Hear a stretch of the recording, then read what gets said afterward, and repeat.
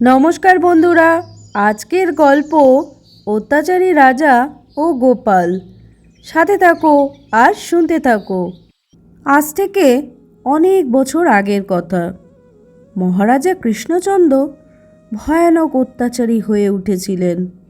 তিনি চাইতেন সে যা বলবে সবাই তা মেনে নেবে, জি হুজুর বলে তাকে সমর্থন করবে।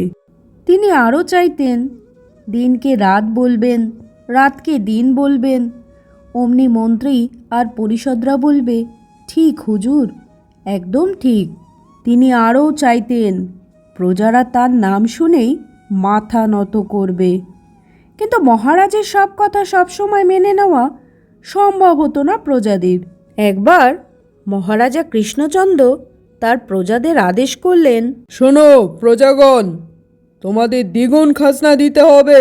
এ কথা শুনেই প্রজাদের আর্তনাদ শুরু হয়ে গেল। অনেকের পক্ষেই দ্বিগুণ খাজনা দেওয়া সম্ভব হতো না। তখন মহারাজের আদেশে কোটালরা রাস্তা, বাড়ি, ঘর যেখান থেকে পারত প্রজাদের ধরে নিয়ে যেত। এরপর পাইকারি হারে মৃত্যুদণ্ড দেওয়া হতো। রাজ্যের বহু প্রজা এইভাবেই প্রাণ হারালো। মহারাজা কৃষ্ণচন্দ্রের অত্যাচারে যে কেবল প্রজারা মারা যেত তা নয়, মন্ত্রী, আমাত্য এবং রাজকর্মচারীদেরও নিস্তার ছিল না। একজন রাজকর্মচারী হয়তো মনের ভুলে একটি সত্য কথা বলে ফেলল। মহারাজের তা পছন্দ হলো না। অমনি তিনি তার প্রাণদণ্ড দিলেন। কারণে অকারণে প্রজা থেকে শুরু করে মন্ত্রী, অমাত্য এবং রাজকর্মচারীদের মৃত্যুদণ্ড চলতে থাকলো, সাথে কারাবাস।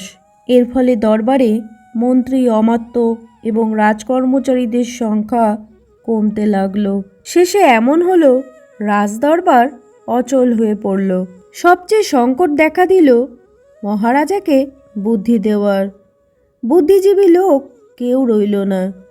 মহারাজা ঘোষণা করলেন, সেনাপতি, যাও, দিকে দিকে ছড়িয়ে দাও, বুদ্ধিজীবী একজন লোকের দরকার। কিন্তু মহারাজের পাগলামোর ভয়ে বুদ্ধিজীবী হয়ে কোনো ব্যক্তি এগিয়ে আসলো না। রাজা প্রহরী পাঠিয়ে বুদ্ধিজীবী লোক খুঁজে আনার জন্য নির্দেশ দিলেন। ঘোড়া নিয়ে রাজ্যে রাজ্যে ঘুরতে লাগলো প্রহরীরা। মহারাজের প্রহরীদের মুখে ঘোষণা যেই শোনে সেই দৌড়ে পালিয়ে যায়। রাজসভায় বুদ্ধিজীবী ব্যক্তি হয়ে কেউ আসতে চায় না। প্রহরীরা পড়ে গেল মহা বিপদে। বুদ্ধিজীবী ব্যক্তি নিয়ে রাজার কাছে ফিরে যেতে না পারলে তাদের যে গদ্দান যাবে। প্রহরীদের দেখে সবাই যখন পালিয়ে যাচ্ছিল তখনই পাওয়া গেল একটি লোককে। লোকটি আর কেউ নয়, লোকটি হলো গোপাল নাপিত। প্রহরীরা স্বস্তির নিঃশ্বাস ফেলল। গোপালের কাছে গিয়ে বললে, শোনো ভাই, মহারাজা তোমাকে বুদ্ধিজীবী ব্যক্তি বানাবেন। তুমি আমাদের সাথে এক্ষুনি চলো। গোপালের ঘরে তখন প্রচণ্ড অভাব। প্রহরীদের কথায় সে রাজি হয়ে গেল। জিজ্ঞেস করল, আচ্ছা, আমাকে কি করতে হবে? সেই মুহূর্তে প্রহরীরা বলল, তোমাকে মহারাজার সব কথায় কেবল জি হুজুর বললেই চলবে। গোপাল ছিল যাতে নাপিত তালে ঠিক। সে প্রহরীদের কথায় সায় দিয়ে বললে, আগে আমি এটা পারবো করতে। গোপালকে পেয়ে প্রহরীরা প্রাণে বেঁচে গেল। এদিকে মহারাজা এমন বুদ্ধিজীবী ব্যক্তি পেয়ে ভারী খুশি। এমন অনুগত বুদ্ধিজীবী ব্যক্তি একটিও জোটেনি তার। কিছু না বলতেই সে জবাব দেয়, জি হুজুর, ঠিক হুজুর। মহারাজা ভাবতে থাকেন, আগের বুদ্ধিজীবীরা আমার প্রশ্ন শুনে কিছু একটা ভেবে চিনতে তবে কথা বলতো। নতুন বুদ্ধিজীবী ভাবনা চিন্তার ধার ধারে না, সোজা বলে বসে, জি হুজুর, ঠিক হুজুর। আহা, এমন না হলে কি চলে? কিছুদিনের মধ্যেই মহারাজা কৃষ্ণচন্দ্র আবার বিগড়ে গেলেন। মানুষ হত্যার ইচ্ছেটা আবার চাড়া দিয়ে উঠল তার মাথায়। এবার তিনি বুদ্ধিজীবী গোপালকে হত্যা করার ছুতো খুঁজতে লাগলেন। মহারাজা একদিন বললেন, গোপাল, চলো আমরা কোথা থেকে ঘুরে আসি। তৎক্ষণাৎ গোপাল বললে, জি হুজুর, ঠিক হুজুর। এরপর মহারাজা কৃষ্ণচন্দ্র ও গোপাল দুজনে মিলে ঘোড়ায় চড়ে বেড়াতে বের হলো। পথে ঘাটে লোকজন যে যেখানে ছিল ভয়ে পালালো। কি জানি অত্যাচারী রাজা আর বুদ্ধিজীবী ব্যক্তি কোন অঘটন ঘটিয়ে বসে। রাজসভার বাইরে এসে মহারাজা খুব আনন্দ পেলেন। তখনই বুদ্ধিজীবী গোপালকে বললে, গোপাল, চলো আমরা আরো সামনে এগিয়ে যাই। সামনে খোলা মাঠ, মাথার ওপর উন্মুক্ত আকাশ। বেড়াবার খুব শখ হলো মহারাজের। ঘোড়া ছুটিয়ে উঁচু নিচু পথ পেরিয়ে তারা এলো এক বিশাল মাঠে। চারিদিকে সবুজ ঘেরা, পাশেই বন। বনের ধার ঘেঁষে বিরাট এক দিঘি। এতক্ষণ পথ চলতে চলতে রোদের তাপে ক্লান্ত হয়ে পড়েছিল মহারাজা। দিঘির টলটলে জল দেখে তার ইচ্ছে করল গোসল করতে।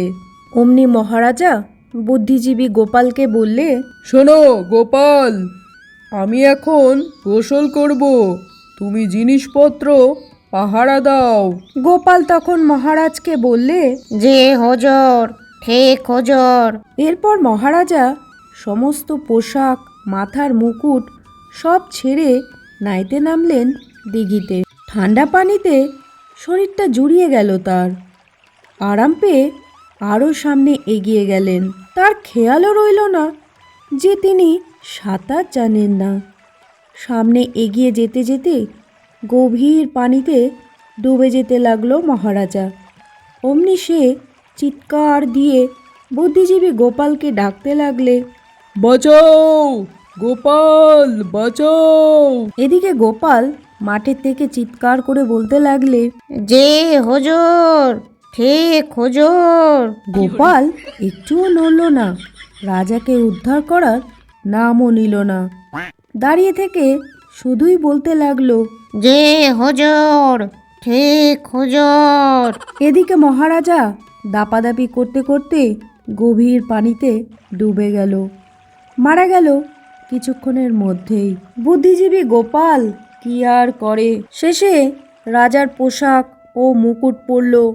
এরপর ফিরে গেল রাজধানীতে। বুদ্ধিজীবী গোপাল সবাইকে জানিয়ে দিল এখন থেকে সেই রাজা। নতুন রাজা পেয়ে প্রজারা খুশি না হলেও অত্যাচারী রাজার মৃত্যুতে স্বস্তি পেল। তারা খুশি হলো। অত্যাচারী রাজার পরিণাম এরকমই হয়ে থাকে। ছোট্ট একটা গল্প এই পর্যন্ত শোনার জন্য আপনাকে জানাই অসংখ্য ধন্যবাদ। গল্পটা কেমন লাগলো অবশ্যই মন্তব্য করে জানাবেন।